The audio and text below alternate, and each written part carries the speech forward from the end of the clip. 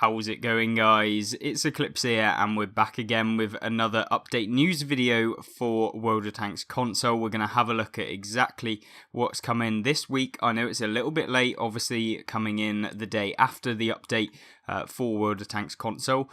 For both PS4 and Xbox One. Obviously, we've got a couple new things that came in with this season. I did do a previous video detailing about some of the operations and stuff that you'll see, so that will be linked at the end of this video, so if you want to have a look at that, you can do. But as for this video, we will get straight into it now.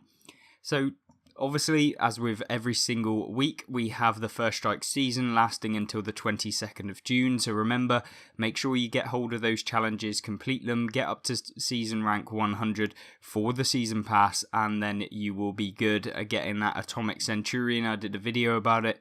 Really good tank overall, and it can certainly earn you some crazy amounts of silver. So if you want to have a look at that, obviously you can do it, and then that might make you a decision as to whether you want to actually grind out that last bit of the season pass if you haven't done so already. Now, as far as the First Strike vehicles, obviously these will be in the game until the 22nd of June as well. We also have some key cards. They re-rolled them a couple weeks back, which means they've got new, not new premium tanks, but a renewed set of premium tanks within the key card. So obviously you might get some new ones if you've actually managed to get your hands on some key cards.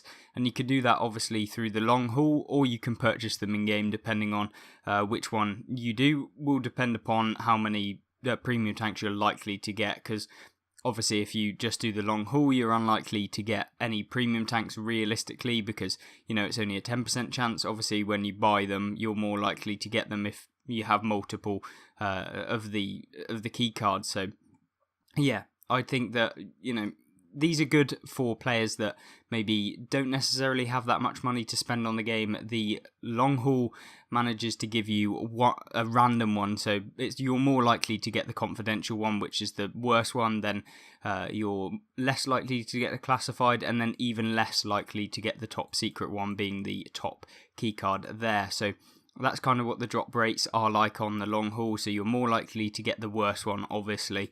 They're not like weighted 33% each, if that makes sense. Yeah, you are more likely to get the worst one. And trust me, you do get the worst one pretty much all of the time. As far as something else, we do get the new World War II premium vehicle, the TS5, so if you want to have a look at that, I did do a video about it recently, and that will be linked at the end as well, alongside the other one. Similarly, we have the on-track event for Italy and Sweden. That's this one right here, and you'll be able to actually pick up a 50% discount on silver between tiers 3 and 6 on both Italy and Swedish tank lines, as well as the 30% discount between tiers 7 and tiers 10 on those tank lines as well. Don't forget even that the on-track silver bonus challenges are also there, so you'll be able to earn some extra silver in every single game, so long as you either destroy 2 tanks in any number of battles with an Italian tank. So if you're playing in them, you'll get some extra silver, and if you destroy another Italian tank, you'll get a bonus of 25% silver.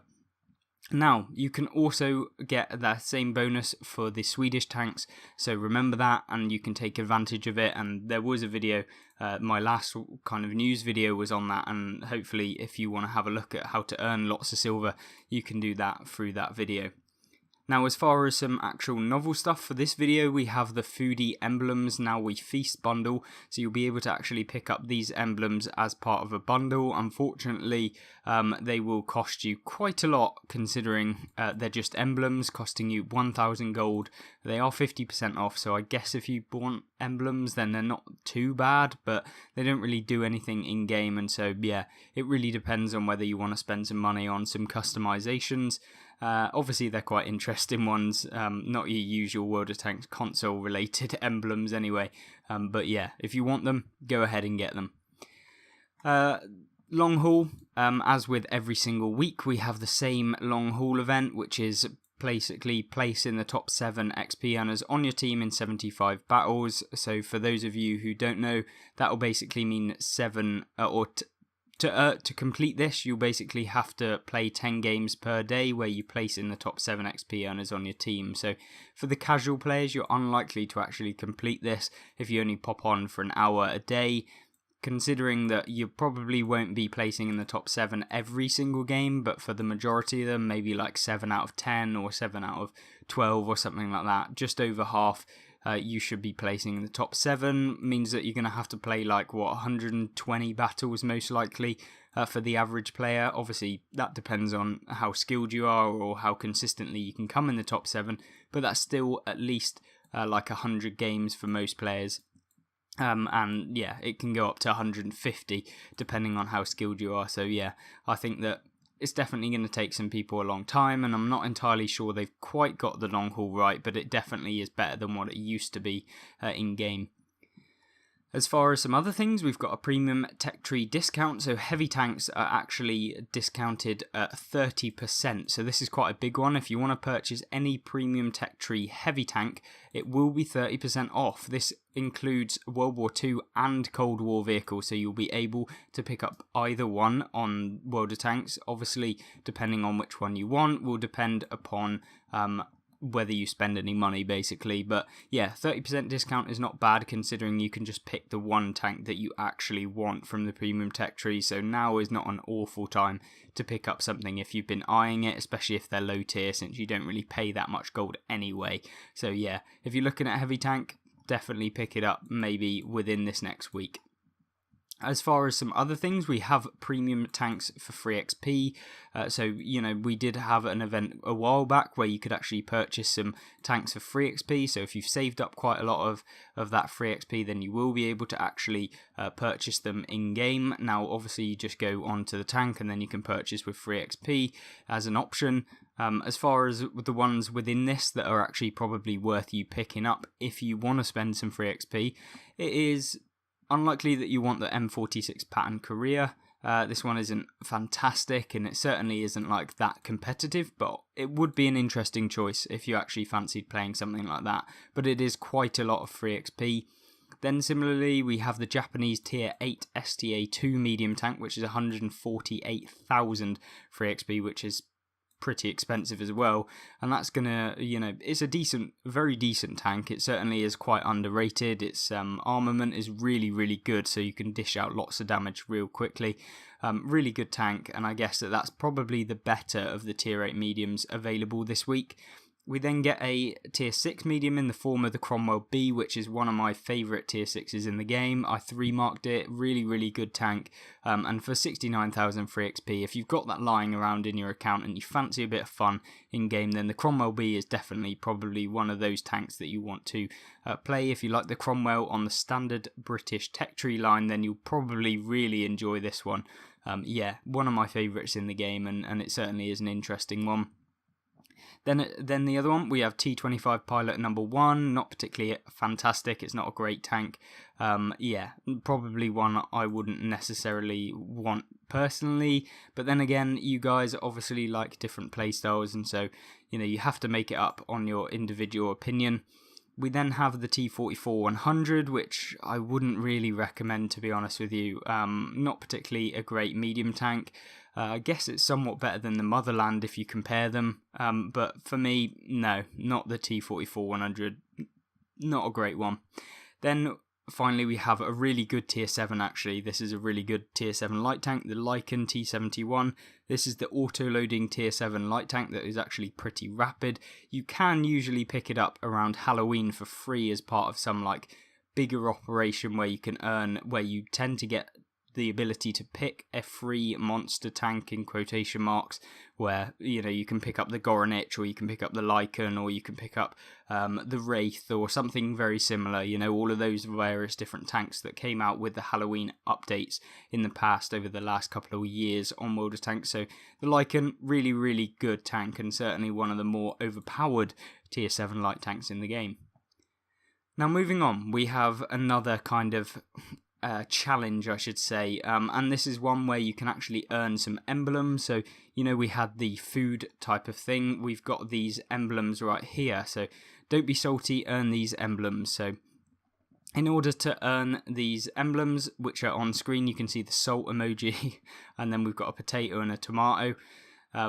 You basically have to place in the top 7 damage dealers on your team in a multiplayer battle. That will give you the reward of a potato, tomato, and a salty emblem. This is available 5 times per account, so you'll be able to get 5 lots of these. So yeah, not too bad. You can do it on Cold War or World War II, so whichever mode you play on, you'll get these emblems so long as you place in the top 7 damage dealers on your team. You can do that 5 times, and that is not too bad. You'll be able to pick up these emblems that are on screen right now. Now, as far as some other things, we have a little bit more to go through. We have the bundles, obviously, this week, and we also have the personal offers, as well as a first win XP bonus that starts this weekend. So throughout the weekend, you'll be able to get 200% XP bonus, which is a ×3 multiplier. So whatever your base XP is, times that by 3, that's how much XP you'll get on your first win of the day in each tank that you play. So in terms of trying to maximize this in-game, what you want to be doing is taking some of your tech tree tanks, playing them once, getting that first win, getting the multiple XP boost, and then you can, play the next one, and that will progress you faster through all of the tech tree lines, because essentially you'll be getting triple XP continuously depending on how many tanks that you actually have in the garage that you haven't already got a win on each day. So this is every single day. You can do this multiple times, so you can do it like 3 times, I think, 4 times, and you can do that on 4 tanks basically. So you get like 4 3 times XP boosts every single day for that period between the 4th and the 8th. So yeah, not a bad one. It will get you a little bit more XP on if you're actually grinding any tanks at the moment, but considering the premium tank spam in the game, not entirely sure very many people are grinding towards some tech tree tanks in the tech trees.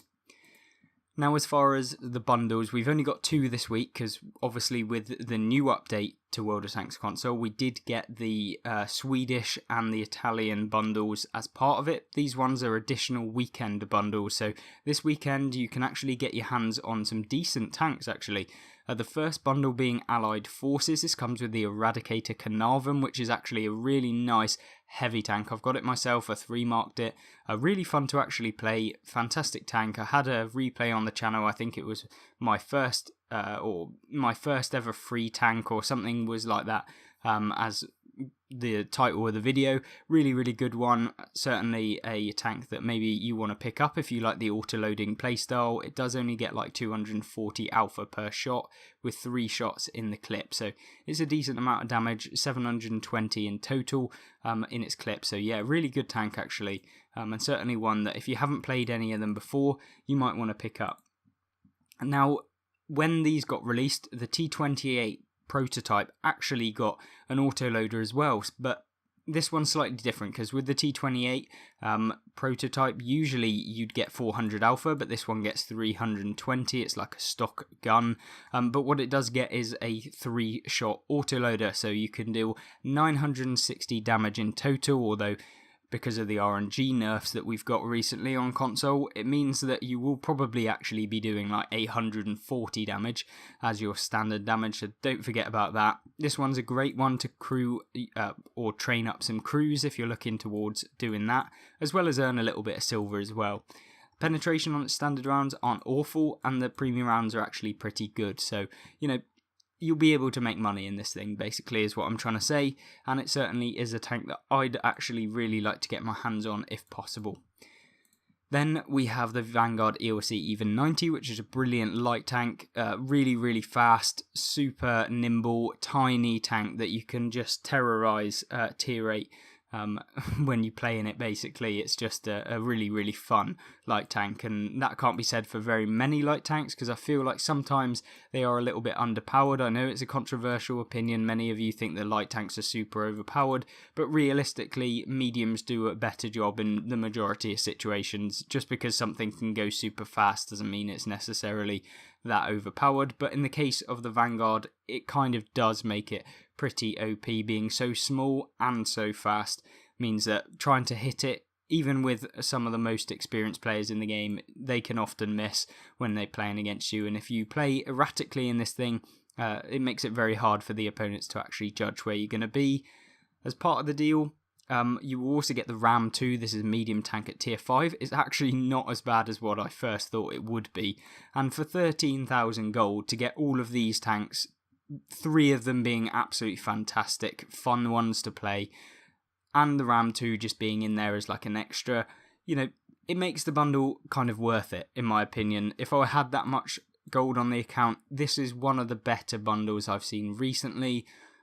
Is it the best bundle I've ever seen? Absolutely not, but it certainly is one that you probably won't regret spending money on if you do want to actually spend money on this game. Obviously, it's down to you at the end of the day. It's just my recommendations as to what the tanks actually play like in game and whether they'll be somewhat competitive if put in the right situation. Now, the next one, Insurmountable Odds. This gets the Tiger 131, which is a blatantly overpowered tier 7 heavy tank. Its reload is disgusting. It gets like the DPM of a medium tank on a heavy tank. Yeah, this thing's really, really horrible. It's probably better than the Tiger 1, to be honest with you, in game. Then you get the Rheinmetall Broken G, which is just another one that is just disgusting.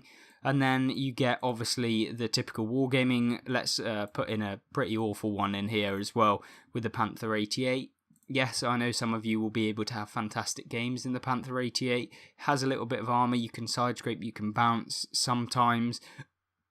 But the problem is, it is just a bit lackluster in today's meta. The armour doesn't really work. You can get penned often quite easily. It's not a very new player-friendly tank. I just don't think it's particularly one of the best ones in the game, and I certainly wouldn't recommend actually picking up the Panther 88 if it was down to me and I was recommending it to a friend, a family member, anyone that plays this game basically. This isn't one that I'd recommend at all. Now for 11,700 gold just under, is it worth it? I don't know. I think, we've seen better bundles with the Rheinmetall Scorpion G in it. Just because it has the Rheinmetall in it doesn't mean that the bundle is worth it instantly because it's 60% off. You do get the Panther 88, which is a meh tank. It's not particularly fantastic. It's not awful. It is what it is. With the Tiger 131 being a pretty broken one, but it isn't going to earn you very much money. I mean, it will earn you money, but it won't earn you like a tier 8 premium version worth of money. So yeah, is it worth it if you want to earn some money or you want to play some tanks that are actually broken? I think for the money wise, probably not. But in terms of playing some decent tanks, then yeah, I think, it's not too bad. Moving on, the weekly deals, we've got 2 of them. We have the Kirovets 1 and the Clawings Panzer Panther. Now, the Kirovets 1 is an actual decent tank. You can side scrape in it. It's an IS-3 without the pike nose, so you can actually angle your armour with this thing rather than the pike-nosed IS-3, where if you angle, it just makes the armour weaker. This thing can actually be pretty good. Turret armour of the thing is not particularly amazing. You can get penned above the mantlet because I think it is a stock IS-3 turret, which makes it a bit situational. If you come up against someone that knows the weak spot, which is above that mantlet or above the gun, then it does make this tank kind of weak. But for those of you who don't know about that, or you come up against someone that's maybe new, they don't know about that weak point, you can certainly go hold down this thing and have a little bit of fun. But yeah, I don't think it's necessarily the best heavy tank in the game, but it certainly isn't the worst one. Yeah, I think it's definitely there for those of you that are interested, and for 5,500 gold, I mean, it's not the most expensive, and it will certainly earn you some credits. As far as the Clawings Panzer Panther, this is one of my favourite tier 7 light tanks. It is a Panther hull with a light tank that goes like 70 kilometers an hour. So fun. It's like a Panzer 5-4 light tank, so you can ram into other light tanks, deal stupidly high amounts of damage to them. Yeah, it's so fun. If you've played it before, you'll know what I mean. The gun on it is fantastic. It's so fast firing and you can rack up so much damage.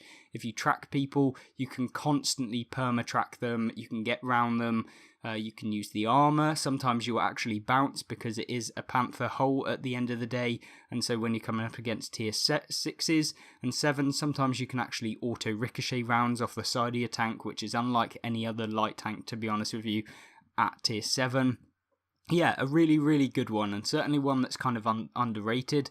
Lots of people called this the awful Panther, but don't be kind of drawn in by that, this tank is actually fairly good, and certainly one of my favourites that I've played. 2,600 gold, that's a bargain. If you haven't played it already, you want a bit of fun, you want to play like a light tank Panzer 5-4 at tier 7, ramming into the opposite opponent's light tanks and dealing tons of damage back to them, putting on a ramming build, you can have so much fun. It might not be the most competitive tank in the game because tier 7 light tanks aren't particularly that good, but overall really good tank, and one that you definitely won't regret for spending 2,600 gold. You know, that's nothing in the grand scheme of things, and for the amount of enjoyment that you get out of it, this is probably one of the better investments in my personal opinion.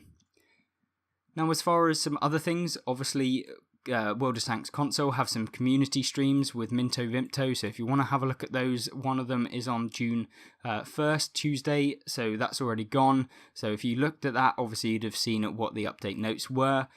There is another one, however, coming on Friday, June 4th, which is a community update stream, and then on the June 7th there'll be an insider information for next week's news, and I will cover all of the next week's news in a video next week. So if you want to check out that, you can go to the stream, or you could just check out my video on the day of release of the update. As far as some other things, there is one last thing that I want to have a look at, and that is in the form of the update details.